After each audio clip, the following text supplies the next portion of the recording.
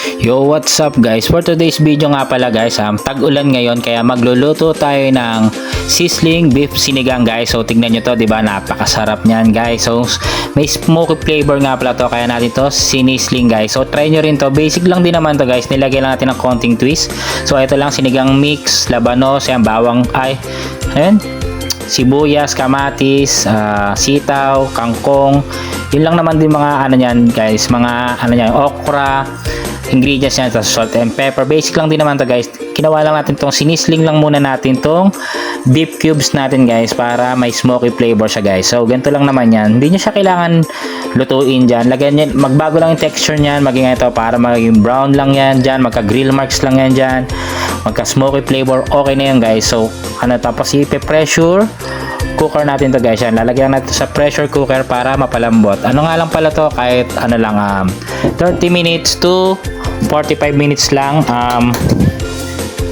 ganun lang yun guys. So ito, yan, pipito na yan, pasisingawin lang natin yung ano dyan, yung hangin yan, ayan o, yan. Huwag nyo munang bubuksan guys kasi sumasabog yan pagka hindi nyo pinasingaw yung pressure nyan. So pasisingawin nyo muna yan. Tapos ito, tignan nyo, tusukin nyo ng tinidor kung malambot na to guys. So ayan, pwede na to. Ganon din naman to, basic lang. So ilagay nyo na yung mga gulay niya, pakuluan nyo yan. Diba, luto na agad, diba, magic. So ganon lang din naman ka-basic yan. Kahit pag sabay-sabay nyo na palambutin yan, timplahan nyo na ng sinigang mix, tapos yung mga gulay, pakuluan nyo na. Pag lumambot na yan, okay na yan. Gusto nga pala sa mga sinigang ganito, yung hindi masyadong overcook yung mga gulay guys. Ito yung mga green pa, yung mga colorful pa sila. Pero yung mga kapatid ko gusto overcook, kaya so ako na unang kumakain pagka ganito mga banatan guys. Ayan, diba, sarap na yan, diba. Bagay nga pala ito sa tag-ulan guys. So try nyo na to, ulam o kaya pampatanggal ng hangover, masarap to guys. Sizzling beef sinigang guys. So try nyo to, masarap to guys, para matikman nyo, may smoky flavor. So basic lang naman yung kayang-kaya nyo na yan guys. Natutunan ko nga pala to sa restaurant din, dun sa mga chef na naging tropa ko dun sa Market Basket, Kilaron, yan, yung mga tropa kong mga chef dyan.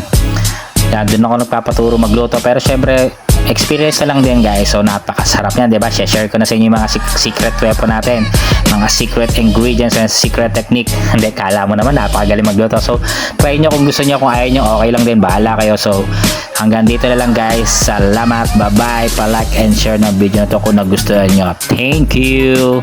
Sarap nyan pre. Huwag nga pala kayo maglalagay ng bawang sa sinigang guys, okay?